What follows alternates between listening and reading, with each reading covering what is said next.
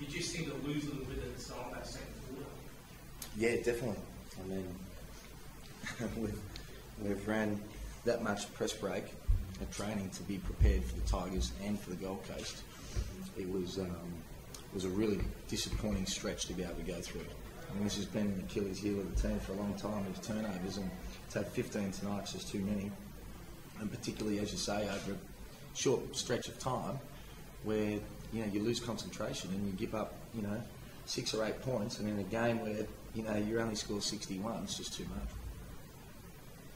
But free throw line, obviously, you did a good job getting the line 30 times, but converting only 17 minutes, you know, 13 3-point giveaways in minutes. And you said it before, but it's not the first time that's happened. It's disappointing because, you know, we watched the Adelaide game thoroughly last week. Yeah. Adelaide did a great job of getting to the line as well. But when you get there, if that's what the target is, to get to the line, you've got to be able to nail them. I mean, you know, to make 17 of 30 just gives up all the good work that we've done. Again, particularly in such a low-scoring game where, you know, at this level, you've got to be able to make your free throws. Yeah.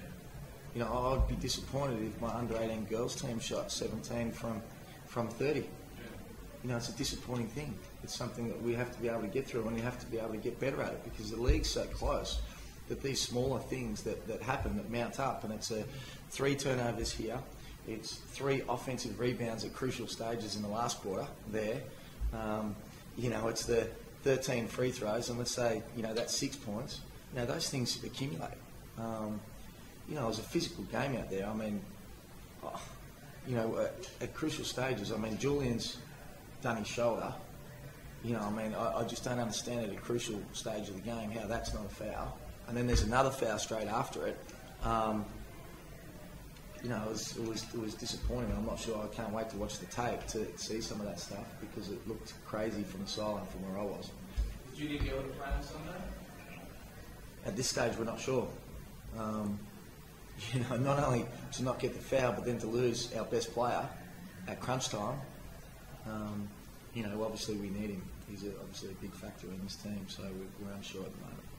Well, what happens with Jules now? Is there any kind of early assessment on how many weeks it could be? Is it scans tomorrow? What's the process? Yeah, they think it's more a sprain.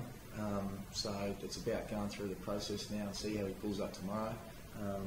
You know, see whether any more damage could be done if he plays on Sunday, because obviously we wouldn't want to risk him longer term. But we just have to assess to see how it sort of goes over the next 24 hours. Gerard Grant just seems to fall into a little bit of a hole there in the last couple of games. Have you got any ideas as to why? The what, mate? Sorry? Gerard Grant just seems like he's 3 points down each of the last couple of games. He's probably not the impact he had earlier in the year. Is there anything you can put your finger on as to why he's a little bit down? And you can still see the effort still there, but probably not the execution. Yeah. I mean, he is. He just looks down with everything at the moment. His heart's in the right place, but you know, he hasn't just been able to find a way to be able to get into the game. You know, guys like, you know, Maggie stepped up. Tolly hasn't shot the ball well, but you can tell he's stepped up. Jules, Gynesy here, you know, has been able to play a crucial role, and you know, for whatever reason, Geray's just struggled to be able to, you know, play his normal game. I guess offensively tonight was probably the most disappointing because we actually had a chance to be able to work on some sets during the week. And when we talk about toughness, you know, I said to the guys, toughness is about being able to set good picks and being able to set your man up and to be able to use those picks and to be able to come off as a scorer. You know, you're running sets to be able to score. You don't run sets to be able to then get it to a certain position and then you're into the shot clock. And you rely on that.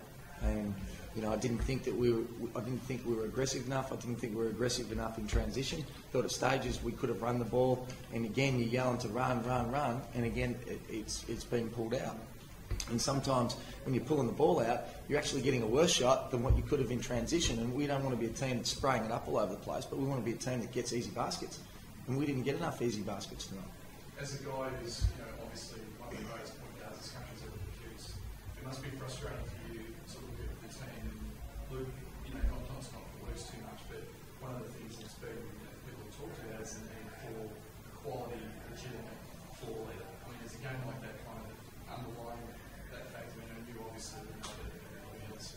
Yeah, I mean, you need that. We haven't got anything from our Americans tonight. I mean, we've got, you know, Ratchie got hardly any time. He played 5 minutes, and as you say, Jarre, he played 20 minutes but got 3 points. So from our Americans, we got 3. Our Australians sort of have been able to contribute, but we definitely need a floor leader.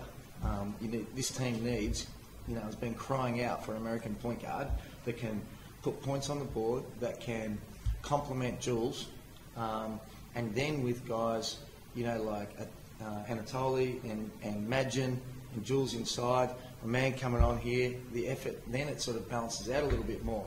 And that's nothing against Luke and Luke.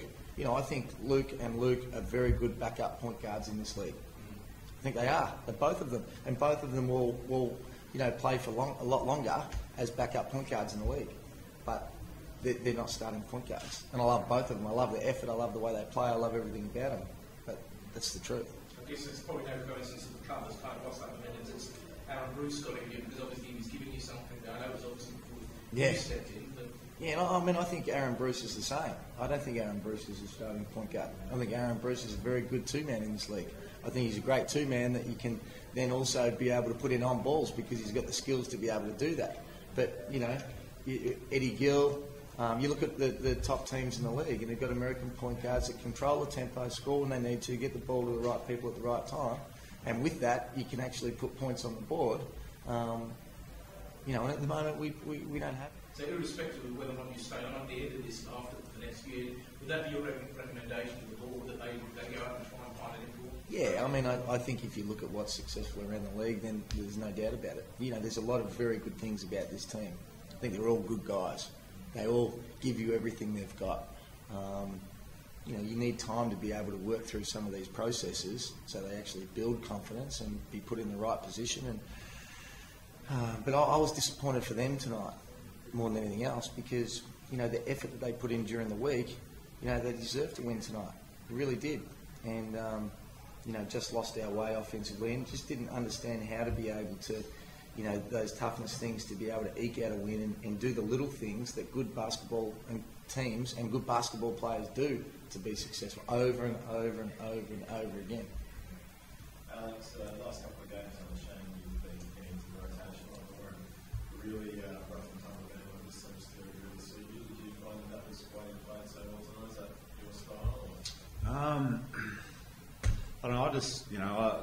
Shane, wants us to hold people accountable, and I just try and do all the little things that he asks, and that's all I do. Go out there, hustle, work hard, try and do all the little things, and then hopefully it looks after itself. How tough has it been for you, Johnson? Because you've been kind of, you're saying, in and out of the rotation all year, and is it difficult to sort of develop a rhythm when you don't actually play 2 minutes one game and you're playing 10 or 12 minutes the next? Yeah, it is. It is, especially. I felt like I had a pretty good pre-season up at the Blitz, and then after that, it has been up and down. So it is tough to get your head around, but just got to stick at it. Shane Gold Coast on Sunday, you've probably seen a fair bit of them this year. They've obviously been in pretty good form for most of the last month. They're having a challenge in such a good. Yeah, they've won their last 6 out of 7, and they're in good form, and they're playing a different style of basketball over that period of time. So they're one of the most talented teams in the competition. They play hard, but at the same time, they give you a chance as well. I told our guys that last week, don't get too excited because we've won a game. Just like now, you don't put your head between your legs, and And I said to them, anyone who turns up tomorrow and is going to be sucking their thumb in the corner, they might as well not. Don't get ready to play. You won't play. It's we've got to be even. You win, you got to stay even. You lose, you got to stay even. And this league, we can go and beat the Gold Coast. They need to believe in themselves. But it's going to be hard work. We know the challenge is there. But again, that's what toughness is all about. That's why we're playing in the league. Shane, do you expect that offense to get better as the guys get more familiar with it? Is it still something that is a week away from becoming that level of familiarity that you'd obviously like, or is it still months away? Yeah, I think again it's a process of actually nailing each aspect of it. When you set a screen and then you come off a down pick, you've got to come off to come and shoot it. That's not the offense, that's the mindset. So we've got to adjust the mindset of how to be able to do this. We should have scored in the 70s tonight. To score 61 points is just disappointing. Like I said, free throws. You should have got a whole lot more easy transitions. I just didn't think the decision making was good.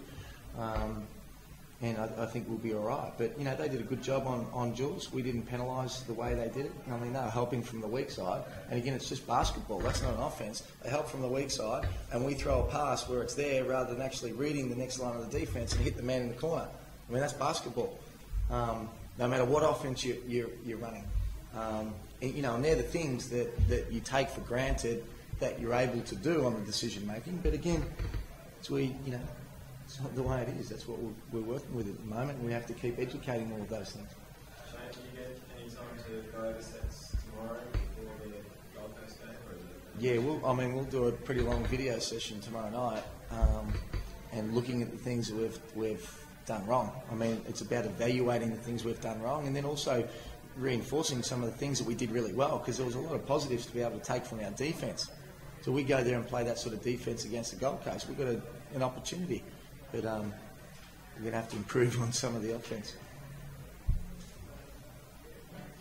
All good?